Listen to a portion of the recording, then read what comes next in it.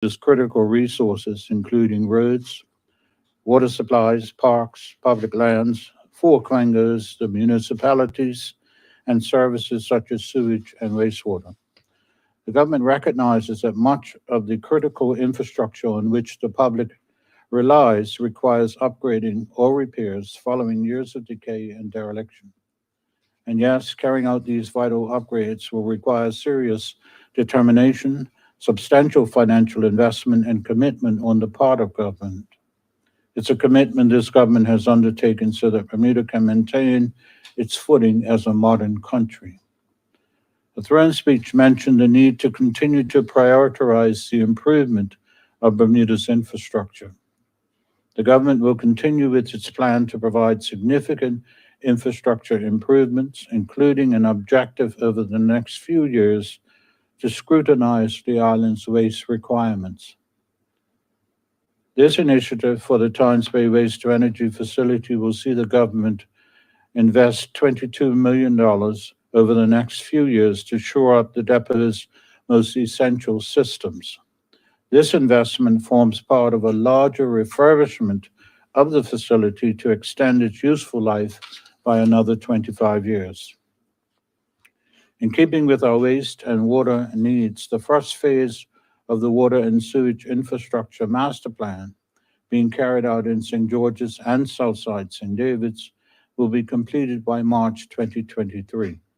This phase will establish completely new systems and processes for the treatment of sewage and the production and delivery of water.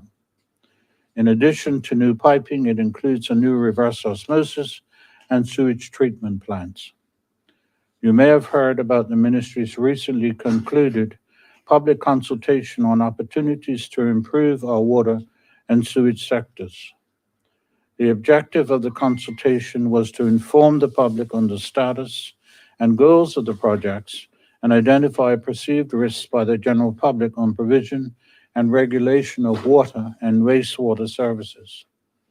The consultation period ended on October 28, 2022, and included workshops with key stakeholders, a post on the Bermuda Citizens Forum, a Facebook Live event, a radio interview, and other outreach channels. The consultant is currently reviewing and analyzing the comments and feedback received from the general public.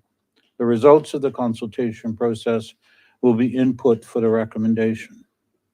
Consultant is working on 3 reports on regulatory authority structure, water quality standards, and wastewater quality standards.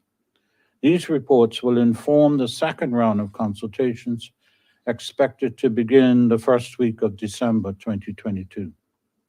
If the sector remains unchanged, there is a risk of adverse public health and environmental outcomes, higher costs for Bermudian households and businesses, and impacts on the country's reputation as a premier vacation destination. Another primary strategy on our legislative agenda will be to carry out with work to merge government quangos where possible in an overarching effort to bring down the operational costs of the public service.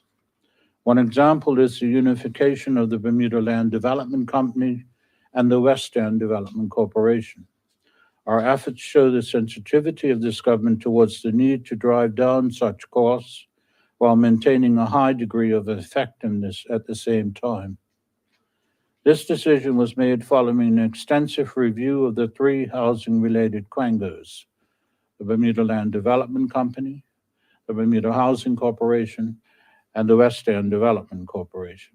A roadmap has been designed to set out the tasks that need to be completed to make the transition a smooth one, with a target date of December 31st, 2023. During this legislative session, the public can expect legislation to this extent, ensuring that we can do more with less while providing an excellent quality-price ratio. The challenge of delivering public sector services at a reasonable cost is faced by governments worldwide and is not unique to Bermuda. Another initiative on the government's legislative agenda that I'm proud to highlight today is the safeguarding of access to affordable housing, something fundamental to the ministry.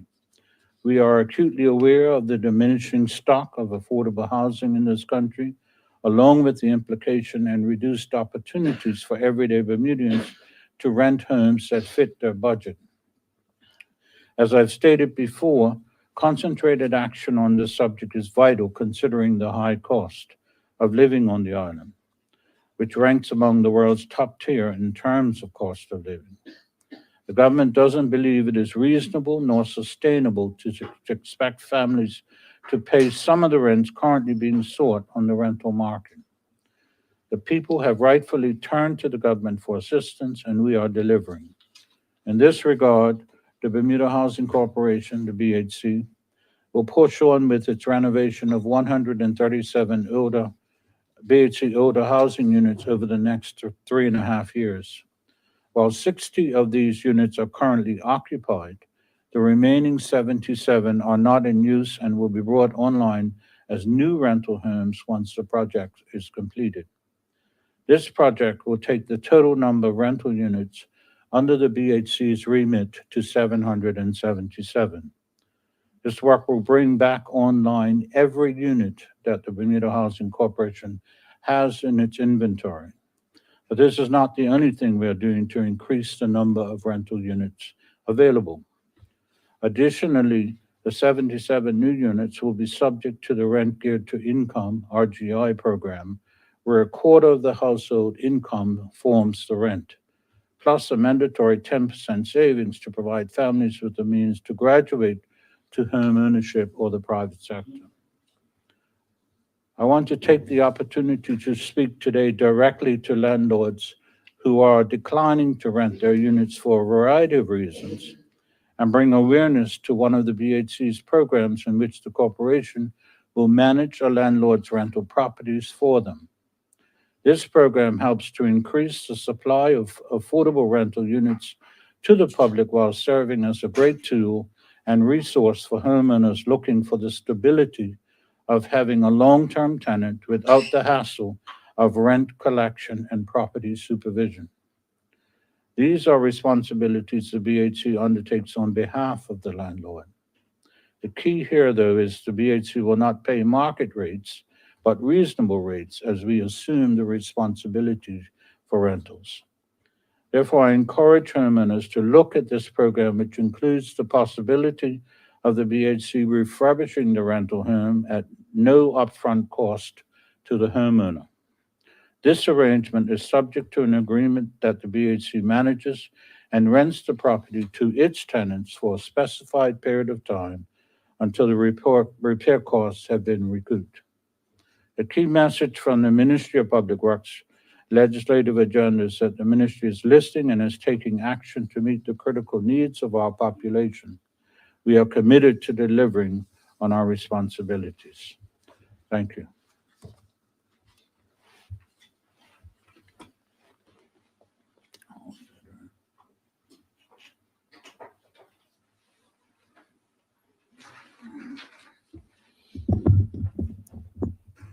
Good afternoon. I'm pleased to join my colleague, the Minister of Public Works, the Honorable Colonel David Burch, to highlight the Ministry of Youth, Culture and Sports 2022-23 Throne Speech Initiatives. As this is considered to be my first press briefing as Minister, I'm pleased that at this occasion is to discuss our ministry's 2022-23 legislative plans. Since my appointment, I've spent the last few weeks visiting with members of our national sports governing bodies and attending various community events celebrating our local athletes and creatives. On each of these occasions, I have reaffirmed that the Ministry of Youth, Culture, and Sports are dedicated to supporting and uplifting our creatives, artistic, and sports communities. As we enter a new legislative year, I think it's important to take a look back at the accomplishments from 21-22 Throne Speech. This past year, I'm pleased to note that we were able to complete two key Throne Speech initiatives: the creation and implementation of the National Youth Policy and the creation and implementation of the National Sports Policy. I should also note that since their launch, we have been extremely encouraged by the feedback and engagement received from our stakeholders regarding both these key policies. These policies are active multi-year strategies, and in the months and years ahead, we will continue working towards achieving the key goals that were set out in these plans. Turning to this year's throne speech, we intend to advance legislation to codify the nomination process and qualifying criteria for the selection of Bermuda's national heroes. Those recognized through this designation must have given exceptional service, and their lives must have left an indelible imprint on the Bermudian society.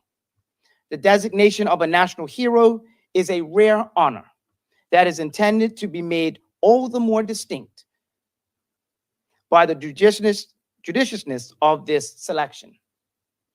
Dame Lois Brown Evans was inducted as Bermuda's first national hero in 2009, and an additional 7 heroes have been inducted since that time, with Sir John Swan being the most recently inducted hero in 2016. We announced earlier this year that the nominations for new national heroes will only take place once every 10 years, during the same consistent window of time. Beginning in 2024, nominations will open for a 6-week window, beginning in October, with the naming of the Recognition Committee, provided recommendations to Cabinet by January of 2025. Although nominations are to be open once every 10 years, this is not to imply that a new hero must always be accepted once every 10 years. In some instances, it is expected that no new national hero will be accepted. The benefits of establishing these clear set of guidelines to the public for nominations include helping to emphasize the exceptional nature of the national heroes designation, managing public expectations around the nomination and selection process, and helping to ensure that the selection of a national hero is driven by the established criteria and attributes rather than influenced by any particular set of current events that may not stand this test of time. Since joining the ministry a few weeks ago, I've been incredibly impressed and heartened by the passion and enthusiasm of this team, both in the Department of Culture and the Department of Youth, Sport, and Recreation. They all have love for our community, our youth, our arts, and our sports. And they are committed to ensuring the preservation of our culture, heritage, and traditions. It is a vibrant ministry in which it is the heartbeat of Bermuda, and we have much to be proud of. I am humbled to be a part of this team, and I look forward to pressing forward with our legislative plans for the upcoming year. Thank you. Thank you, Minister Darrell and Minister Burch. At this time, we're going to invite the news media to put questions to the ministers, starting with Minister Darrell. At this time, I'm going to invite Earl Baisden from Island Stats to lead us off. Good afternoon, Mr. Darrell. You said you've met with and been encouraged by the national sports governing bodies. Recently, 2 votes were taken because right now we have a handful of national sports governing bodies who are recognized by the ministry and several that are not. But in 2 instances, we had the non-compliant looking to vote and take over. What's your take on that? Well, Mr. Baisden, you would know that I did leave the meeting. I was there for the awards for volunteers that have helped these national sports governing bodies. And that was the meeting that I attended, and I was quite pleased to give awards and present awards to those volunteers that assist with national sporting governing sports in Bermuda. As for the politics of your meeting, that was not my remit. I do have meetings coming up with a few sports that are not national sports governing bodies to explain further the criteria of the national sports governing, to explain why this Department of Sport has those criteria in place, and to assist them to becoming better positioned to be recognized as legitimate national sports governing bodies in Bermuda. So when you talk about votes and who got to vote, who didn't, I'm way too fresh in this role to actually get into the politics of outside organizations. But I can tell you that it is something that I'm very much interested in learning more about and assisting in getting more people recognized to represent Bermuda worldwide. Right. Next question is the National Sports Center, the upgrade of the facility, the solar facility. How are we on time? Are we behind? What's the program with that? The National Sports Center Energy Project is progressing quite nicely, and someone from the ministry will be reaching out to you shortly, because within the next week, I will actually be on site. You would know that I was the former chair of the National Sports Center, so that is something that I'm very much aware of, and it is progressing. You've seen videos going around. As far as being on time, considering all that we've had to go through the last couple of years, I am pleased with the progress. And more importantly, once we do have that press conference, I think all of Bermuda will be pleased with the savings that we are seeing already with some of the remediations that have been done. That's it for me. Okay, next up is Jonathan Bell from the Royal Gazette.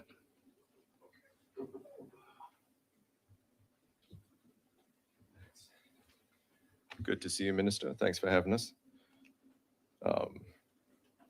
Yeah, okay. I wanted to start with this one. So you've taken over about a month after your department produced a 5-year policy with the aim of improving sports facilities, increasing participation. Are you committed to pushing this through as it stands, or will you be wanting to put your own stamp on things? I'm glad you asked that question, Jonathan, because when I came in, I did have in my first meeting with the permanent secretary as well as some of the officers, I said, well, which one of these is a priority for us?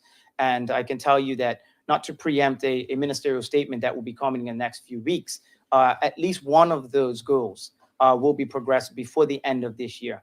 And I'm sure many of the public, especially national sports governing bodies, will be pleased to see that I am about action. I am about doing things where the community can be proud of the National Sports Center, as well as the sporting bodies that we have in Bermuda. You mentioned it. It's my second one for you. You mentioned at least one goal.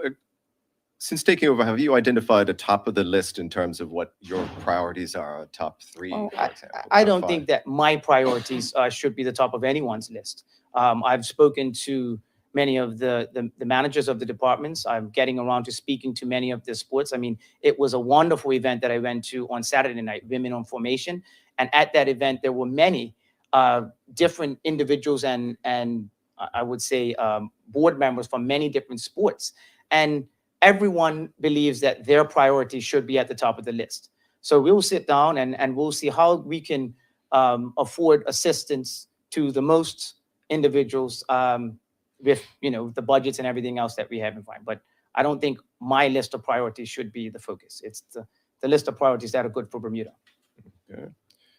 You've mentioned that in the last few weeks you've met with governing bodies. I guess when can we expect to hear some of the details, the mechanisms that are being put in place to achieve these goals with the new sports policy? In the next few weeks, you will Next see a few few ministerial statements that will be made, and you will see how we are progressing and how we intend to start to putting those in place. But, with a policy of that, I mean, we're not going to do everything overnight. I got you. But there is a clear plan, I can assure you that. Number 4 from me would be Minister Peets revealed that some discussions would take place regarding the launch of a lottery initiative in order to boost the proposed national sports strategy policy. Policy it's aimed at replicating Philadelphia's historic gold medal success, a greater investment pumped into athletes. Open-endedly, is this something you support, and are you moving it forward? Well, I have not been briefed on that strategic initiative yet, but anything, if we can go out and partner with individuals to assist our top athletes or all athletes in Bermuda, I think it's a good thing. So it'll be, I guess, a little premature for me to speak on specific strategies and initiatives of which you speak about. But I can tell you that anything that is going to take place to increase the involvement of top athletes in Bermuda, I am all for that. Is it possible to tease out if that's going to be one of the ones that we're going to be hearing about soon? You stand by and I'll let you know.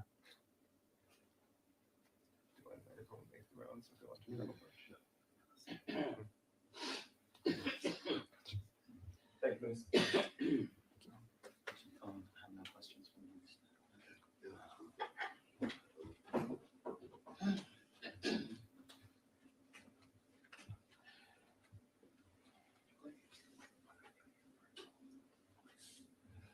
Yes, good afternoon, Ciola Wilson, Bermuda Real. Mr. Darrell, congratulations on your appointment. I noticed you stated that you're not too hip on the political side, but hard on the heels of your appointment.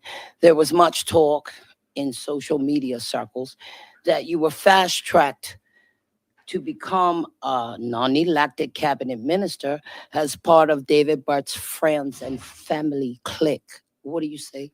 Well, as I would say to you, Ms. Wilson, in social circles that I have all the time, I find that assertion to be rather offensive because what it does, it tends to disregard and disrespect all of the work that I have done over my career before I became into politics. And it also takes away the hard work that I have done in supporting the role that I've had. And if it is the desire of the leader of the Progressive Labor Party and the premier through constitutional rights to appoint me as the leader of the Senate, that would be a discussion I think you should have with him. And you've been in politics for how long now? Well, as I said on a previous interview, there are two different forms of politics. As you would know, there's backroom. Involved in the Senate since when? I was appointed to the Senate in 2020. So in 2 years, you're a minister. Will you admit that's pretty fast? No, because if you would know, Ms. Wilson, the previous minister had no previous political experience, and he also was appointed to the Senate. So now we have two of you? Your department made history during this transition. Any comment on the fact that the first female director was appointed? Absolutely. I did meet with Ms. Kim Sharice Bean this morning, and we have seen that the ministry did put out a statement, I think on Monday, when she did assume her role.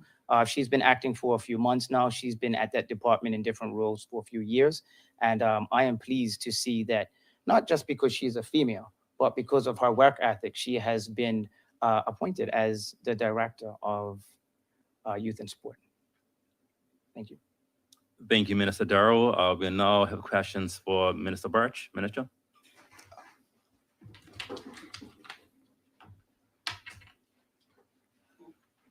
That pen was there.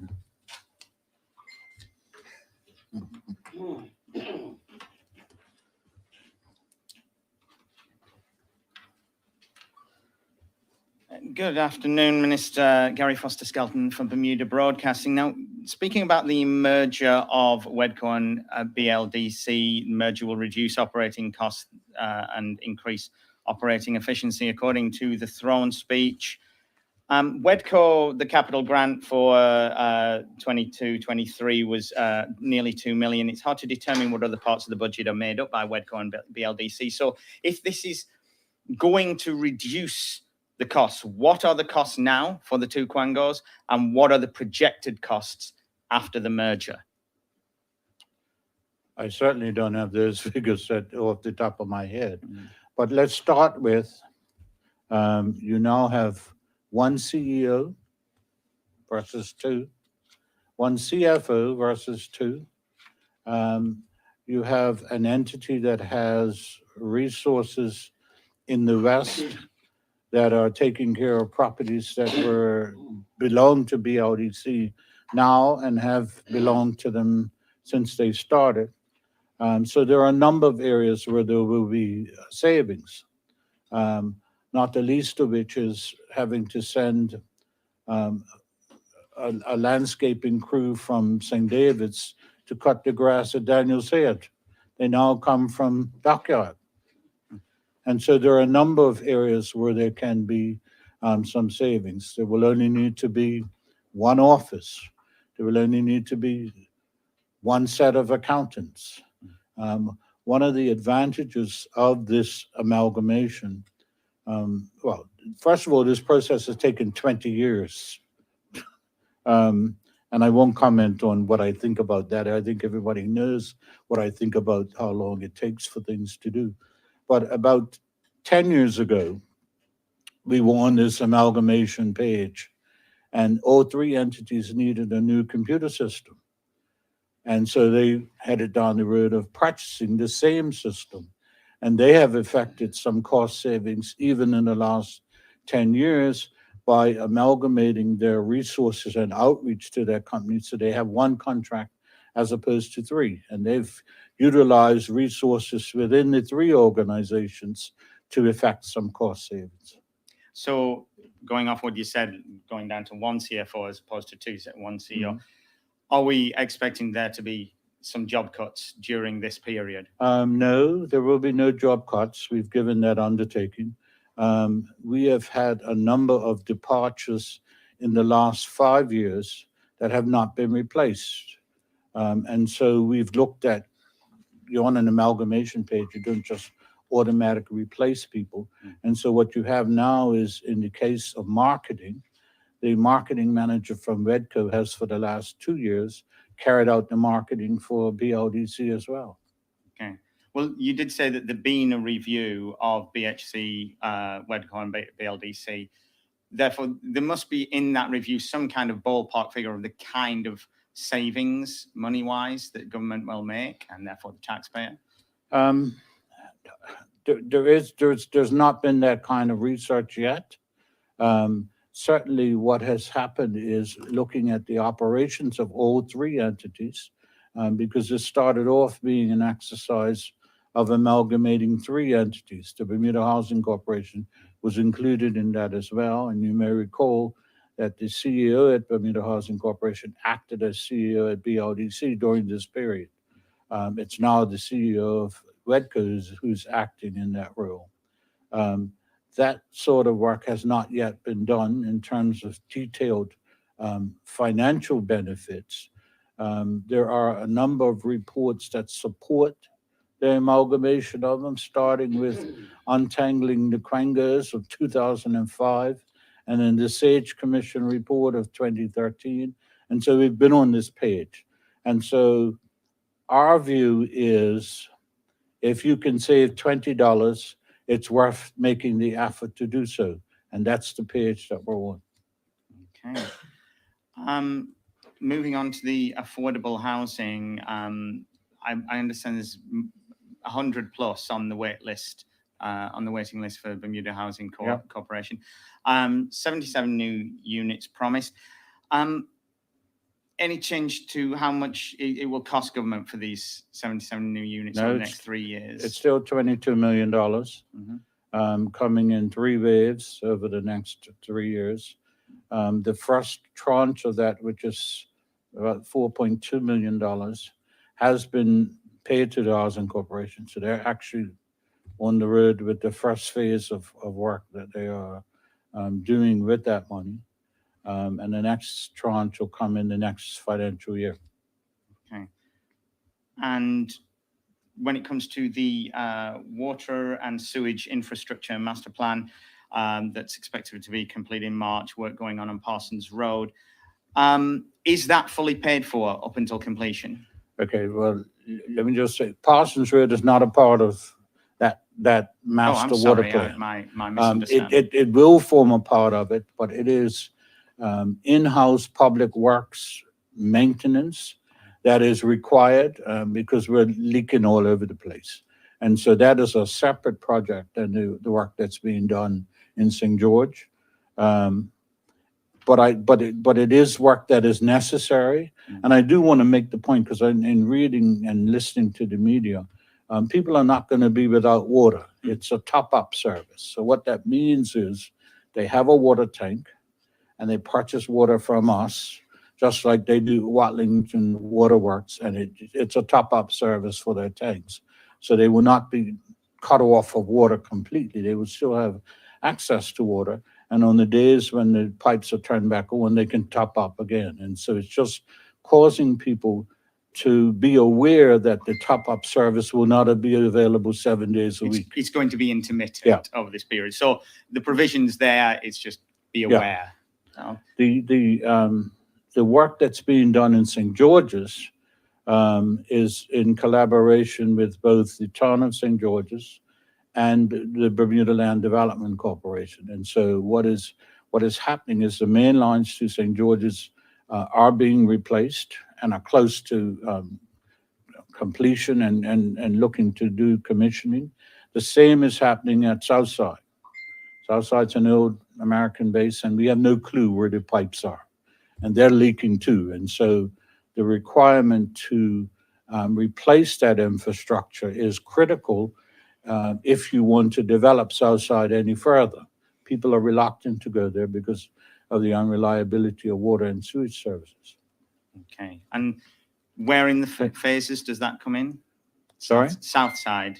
Southside is part of this current Of this phase phase. one, because what will happen is the affluent from St. George's will be pumped to Southside to be dealt with. And water from Southside will be pumped to St. George's to provide water to the people of St. George's. Okay. My final question. You did tell media in August that some public works projects, upgrades to the Swing Bridge, Longbird Bridge, have the planning but no money. The throne speech did not offer much in the way of plans to grow revenue. Do you foresee any delays or pauses to any of these projects or other projects that are happening now due to lack of cash? I don't see any delay in the current projects. The bridges that you mentioned, I see a continued delay. We've been asking for money for housing since 2017 and been told, obviously, no. We're now being told yes. And so I do not see a challenge with the promises that we've made with housing because the funding is there already. And one of the advantages of having the Housing Corporation do these types of jobs is that because they're a Quango, they receive grant funding.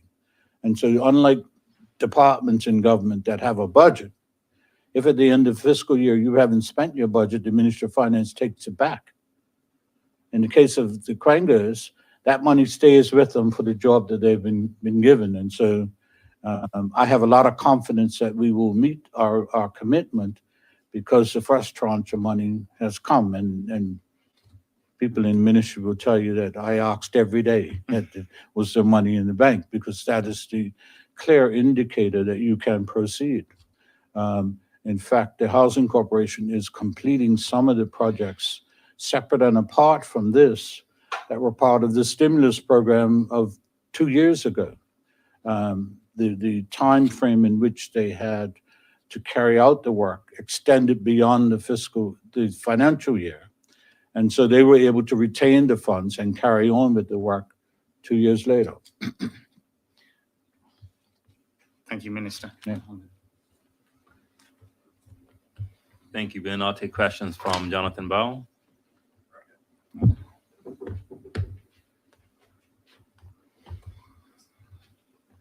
Thank you, Minister, and good afternoon. Good afternoon. Some time back, you spoke on the savings that were out there of your intention of downsizing GP cars and the government fleet when the cars got retired. It looked like there was some savings to be found in there. It looked like there were at least 3 new Kia Soul cars, GP9, 14, 4 new. Yeah. You're ahead of me. Were they bought? They look like they're about to replace old GP cars. Now, I figured you, correct me if I'm wrong, but they retail at $49,500 each. I'm not a car person, but I did want to ask why smaller and less expensive cars didn't get bought for that. They're electric, and we've indicated a desire to transition to electric vehicles. So we purchased 4 of them slightly more than a year ago. And we are doing the research on how they run, are they efficient, do they run out unreliably? And we will look to, in replacing the GP vehicles, replacing them with electric vehicles. Got you. Number 2 for me, we spoke earlier this year about the whole road resurfacing. At the time, it was my understanding from yourself that government and Belco would be splitting the cost of the resurfacing 50-50. What it sounds like from Belco is they've not yet agreed on how much Belco will contribute. We've just been seeking to clarify it. I know some work has started on Fracture Street, parts of Harrington Sound. Just wanting to get what is the plan and the timeline for this work? Is there a ballpark on what the surfacing costs, how it gets paid for, and that whole resurfacing that's going to be happening? You are correct that the permanent remediation of roadworks has begun on Harrington Sound Road. That was the first area where we done trenching. There is a requirement to leave the trenches to settle for 6 months. We've gone a little longer than that in some cases, but there is funding in Public Works budget for road paving. And so a majority of that work will be paid for by the public purse. Half of the roadway will be paid for by Belco. I'm not sure why they would suggest that they are unaware when we have a written agreement that is what the requirement is going forward, not just for Belco, but should there be an occasion for another utility to dig up the roads, instead of just filling in the trenches, their requirement will be to do that whole lane. Okay, got you, sir. Yeah, the arbitration center, this one again. We had a lawyer saying that he called the International Arbitration Center, we had in mind overambitious, and that Bermuda could have become a hub using some modest office space. So number 3 for me would be, I guess, if there's a lot of empty office space out there, why wasn't existing office space considered for the project so we could already have it? Well, let me just say that I would be the first person to admit to disappointment that the arbitration center has not materialized. But the reality is that you face challenges with any project, and we are still committed to it. I am aware of the negativity of some lawyers and others in the community about the state of the play. I don't deal with that. We would be in a worse state if we had decided we didn't want the embarrassment or have to answer these sort of questions if we just barreled on ahead without having taken the proper due diligence financially. We are still working those numbers. There are a number of challenges with it, and I can tell you that I will not agree to proceed until we're at a point where we comfortably can build a building, occupy the building, and pay for the building. And we're not there yet. And so until we get to that stage, we'll take the criticism that the building hasn't been built. But what I will say is that the developer is still committed to the project. We still talk on a regular basis with the local consultant. And we will work through whatever challenges we have and make a decision. Clearly, the spot cannot remain vacant forever. That there will be a solution and there will be a building on the site. I would like for it to see, and the government would like for it to see, it be the Ottawa Simmons Arbitration Center. Now, whether that becomes a reality is still a question, but we are committed to exploring that question to its satisfactory conclusion. So given the Cayman and BVI have apparently already started their own arbitration centers, is there concern that we've been beaten on this one? Have we missed that particular boat? What was the last part of your question? Have they beaten us to it, basically? There's other jurisdictions. And your point is what? But there can only be so much arbitration out there. Did they beat us to it? They've been trying to beat us to international business. How they make out there? Last one on the arbitration center, we were talking about this, and I might have gotten the wrong end of the stick on it. So you initially said that it wouldn't be costing the taxpayer, and then I'm pretty sure you said that we were potentially going to be putting other government departments in the building. Am I correct on that? And does that mean that taxpayers are going to be paying some of the rent on the arbitration center? Do you really believe that a developer would build a building for the government for free? The plan was that the developer would pay for the construction of the building and be repaid by a rent. And at the end of that period, the government would own the building. Got you. Specifically, will there be other government departments on there? Probably. Yeah, okay. And it's not going to be a question of the developer taking the fees that people pay for arbitration, which must be fairly large sums to help cover the cost. It's just strictly rent. Yeah.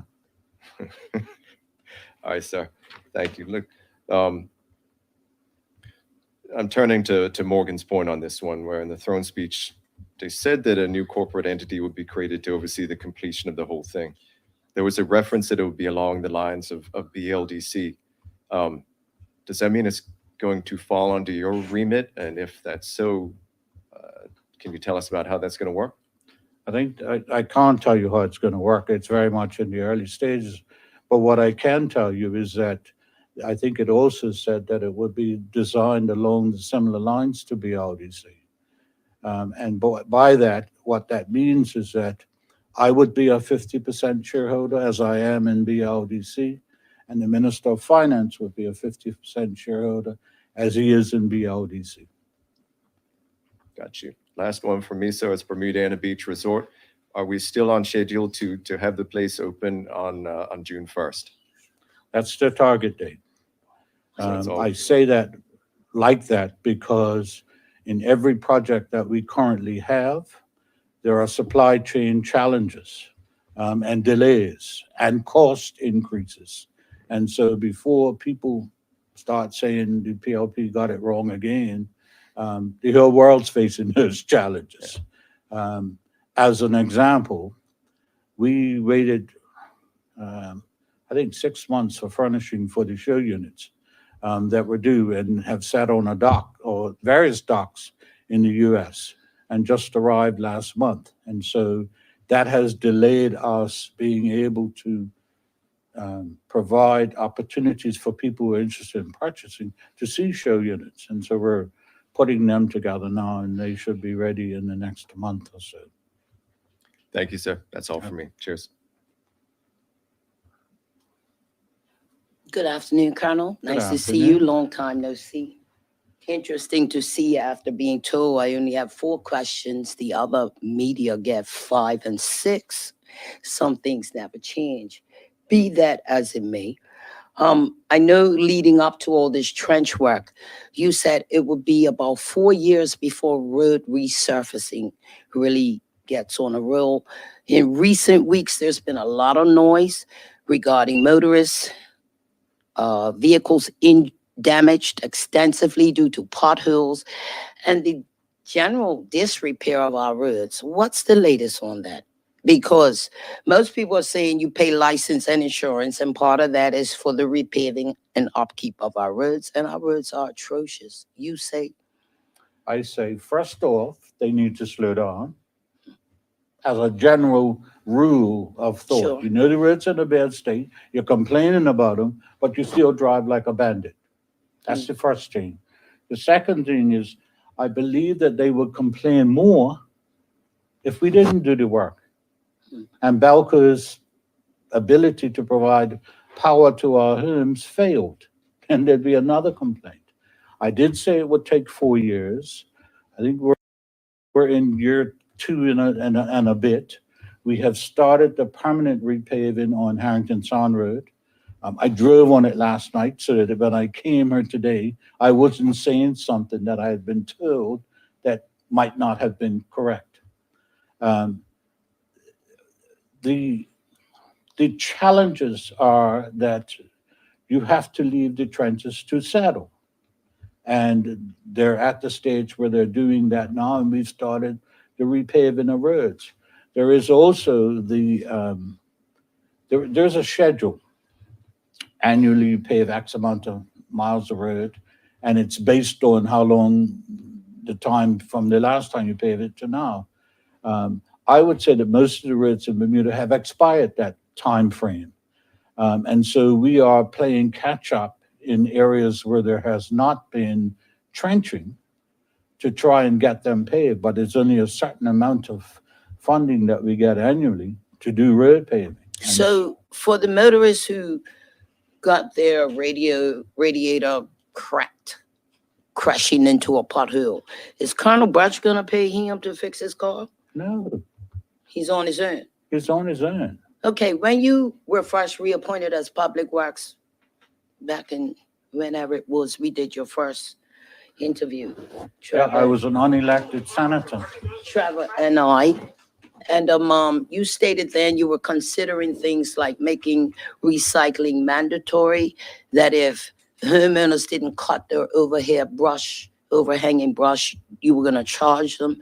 Still no decision on recycling, but how's that working out? How much money did you charge people to go cut? We did charge them. The threat of charging them got a lot Shook of 'em people. up? Sorry? The threat shook them up? The threat shook them up, and got them to actually cut the hedges. It is still an area where we are greatly challenged, and we're greatly challenged for a number of reasons that don't affect private sector, private owners. This country is a strange country in the sense that you have people who complain about things, and then when you take steps to correct They them, don't like they it. have unintended consequences. As an example, the Ministry of Public Works used to import Roundup, which is now causing cancer and all Right. sorts of other things. And we were banned by our other fellow department from bringing it in, and have been for the last 5 years. And this is a primary reason of why you see, So much weeds. sorry? So much So weeds. along the sides of the roads. We But are mind you, the Sorry? wife of the road sweeping guy said that machine's been out of whack for Yeah. years too. It has been out of whack, and So yes, even ma'am. if you did bring Roundup, you're not able to do the roads. It would have helped. Okay. The other thing is we did a feature on a young man that Public Works sent abroad to study with the people doing the bridges. Yes. Is he back? What's the latest with the bridges? Because I know money's an issue, but both of those bridges need to be done. What's the Both of latest? those bridges need to be done. We do not have the money, and so there is no movement forward on them. Sadly, he's left us, One. as have many of the engineers on that floor. You would expect that I got in trouble a few months ago by saying we had challenges within the civil service. I still have that view. We have lost a number of engineers that we paid to train who have left the civil service for a variety of reasons, most of which have to do with the bureaucracy. In the sense, in his case, he is the first Bermudian, and his name is Ricardo Graham Ward. Mm. He is the first Bermudian to get both a Canadian designation as an engineer and a UK designation as an engineer. And so it was a proud moment for him and for us in the ministry. So where is he now? He's at IPEC, which is owned by Belco, basically. And most of them are there. And we hire them now at double the cost we paid them. In his case, we could not get him beyond a trainee post until he served in it for 3 years. And in spite of making all the logical appeals and Didn't happen. recommendations that the buy is outstanding, maybe you should do something a little different than the bureaucracy normally reacts to. Didn't We happen. failed, and he left. So- And so I have the same view. Well, I'm well familiar with how long it takes and bureaucracy, but when your government, your colleagues say we want to encourage Bermudians to come back and work in their own country, that same bureaucracy is what keeps them away. So Well, in this What's- case, what's different? In this case, they're still working in their own country, just not for us. that's it for me. Thank you. Thank you, Minister Burch and Minister Darrell. That is the final question for today. I thank everyone for attending and have a great day. Thank you.